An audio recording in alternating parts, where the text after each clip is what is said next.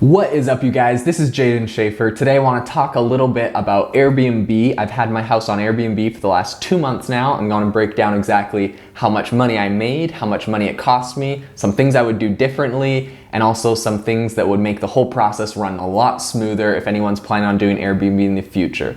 So without further ado, let's dive into the video. All of this was done with our Airbnb open for 14 days in December and 14 days in November. Currently how it works is we renovated our entire house. Half of it we lived in and the other half we had rented out. Entrepreneurship. We have like a mother-in-law suite with its own kitchen and bathroom and rooms and stuff. So we were living in that while we did this, and then we had the front half of the house rented out. What's crazy is how much this whole thing cost. Aside from things like silverware and dishes, which we kind of just bought for the whole house and we've been using them, things that we specifically bought for Airbnb, which I'm gonna say is like all the bedding and the extra beds we got, we spent a grand total of $1,224 on all of that stuff. Oh, I'm broke, baby. We spent about $250 for each of the 2 bunk beds. One could sleep 5, one could sleep 3. And then we also spent $175 on like a big king-sized master bedroom bed. And then we spent over $500 on all of the bedding, sheets, pillows, and all that. So these expenses are something that, you buy one time and they just will last forever. And so those things are like, I'll throw them in there, but I wouldn't detract it off of the money I made, since as we continue to Airbnb, those are never gonna change and we'll just keep making more money based off of them. So some mistakes we made and things I would definitely do differently. We don't make mistakes.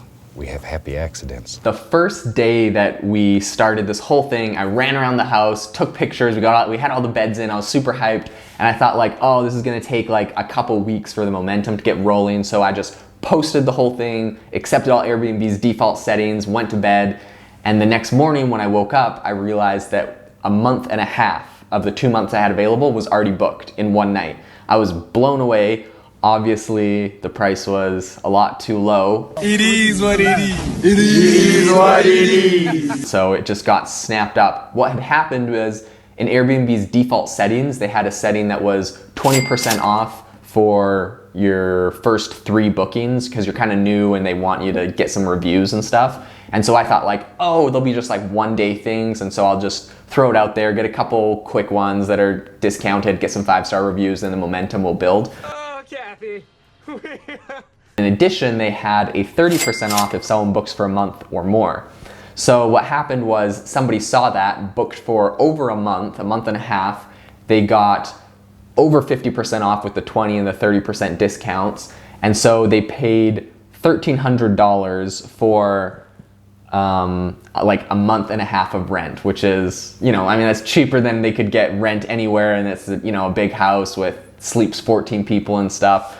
So anyways, I had to go cancel that. The person wasn't super thrilled about it. I'm not happy, Bob. But we explained it or whatever, and then I went and changed the settings and stuff. But how Airbnb works is if you, the host, cancels the listing, then they block those days on your calendar so that nobody can book them. So I ended up having to make a whole new Airbnb account, get the whole thing relisted, re-upload the photos and everything. And it's kind of a fiasco, but I was pretty happy that it happened on the first day and we could move forward like relatively easy after that. Another mistake we made is at the beginning, I didn't include a cleaning fee. So I didn't really think about it very much, but cleaning this place, it sleeps 14 people, so it's got a bunch of beds, a couple bathrooms, a kitchen, there's dishes, you mop the floor, like the whole thing takes a while to clean it.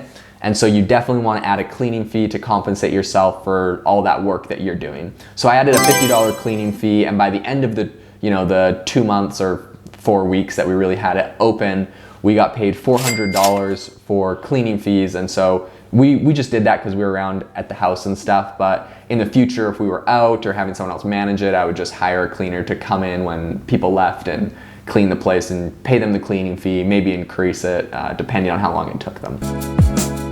Some things that would make an Airbnb definitely run smoother, something that I'm really happy we did, was including a smart pin pad on our front door.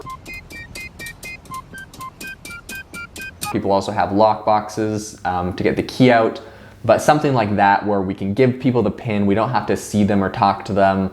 I just message it to them, they show up, type it in, and we can change it when they leave. That was a really big game changer for us and really helped make Airbnb super easy. Something that really helps when you're looking at kind of like building your reviews and your listing is you want to make sure you get 5-star reviews. We had a lot of people that were super happy with us, really nice guests. They'd come and go and we wouldn't get a review from them.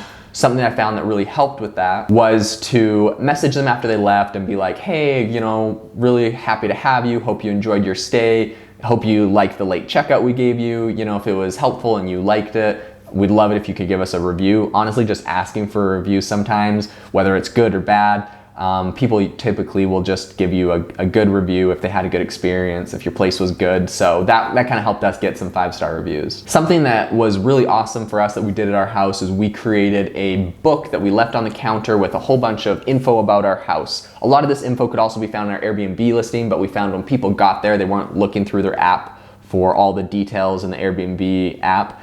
And so things like Wi-Fi passwords, what was close by, the location, our house rules, check-in and check-out time, the checkout process, all that kind of stuff we kind of detailed in this book, and it really helped make it a smooth experience. We'd leave it out on the counter for people. They would just see it when they first got there, and it helped make the whole thing a lot smoother for everyone that was visiting our house. How much money we made? Drum roll please. We made a grand total of $2,703, and in addition we made a $60 bonus that Airbnb paid everyone in December, so $2,760. In November we made $1,309, and in December we made $1,395 plus the $60 Airbnb bonus. We started this whole thing halfway through November, so we only had the last 2 weeks open, and then in December we ended up going and taking off on vacation and we didn't have anyone to clean it.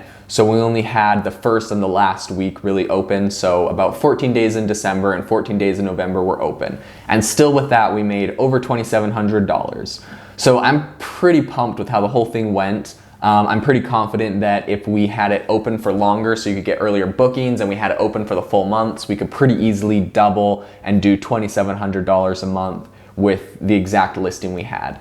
What's crazy with this whole thing is that currently our mortgage is $1,480. We're in the process of refinancing. I'll probably make a video. It'll probably drop it down to $1,300 or $1,200 a month. But essentially we were making over $1,300 for both months with only 2 weeks rented out. So I'm very confident that even with things like water and electricity, renting the thing full time, making $2,700 a month will more than pay for everything. So we're house hacking and living in half the house for free while the other half is being rented out. And in addition, we're making a little bit of cash flow on top of all that. So it's a really awesome way to make some side money, to pay your mortgage, to live for free, and to make a little bit of cash flow on top of that. There's a lot of different ways to do this. I was really happy with the $2,700 we made from it. You can also do things like just renting one room in your house out, obviously make a little bit less money for that. Literally renting a couch in your living room out. I've seen those on Airbnb, all the way down to I've seen people saying they're gonna rent the spot in their backyard for you to go put up your own tent. So a lot of different things you can do with Airbnb. A really popular one right now is rental arbitrage, where essentially you go and rent another house from a different landlord. And on Airbnb, you can typically make, if it's fully booked, 3 times what a month's rent is. So if you're renting for $1,000, you can usually get about $2,000 to $3,000, 2 to 3 times. And so a lot of people are just doing that, and they're just running it like that. It's called rental arbitrage. You definitely need to make sure you talk to the landlord about it and he's okay with that kind of thing. So depending on all that, I've heard of people that have 50, 60, 70 properties all going doing rental arbitrage. They have cleaning crews that are automated and locks that are automated and management that's automated. So people can really scale it up, and it's kind of a good way to get in if you aren't going and can't go and buy a bunch of different houses to do something like that. Just wanted to say thank you so much for joining me with this video. If you're interested in this kind of online money-making stuff, Airbnb, different side hustles online, that's kind of what I make videos about. I'd love to have you on the journey. Feel free to subscribe, and I'll see you in the next video.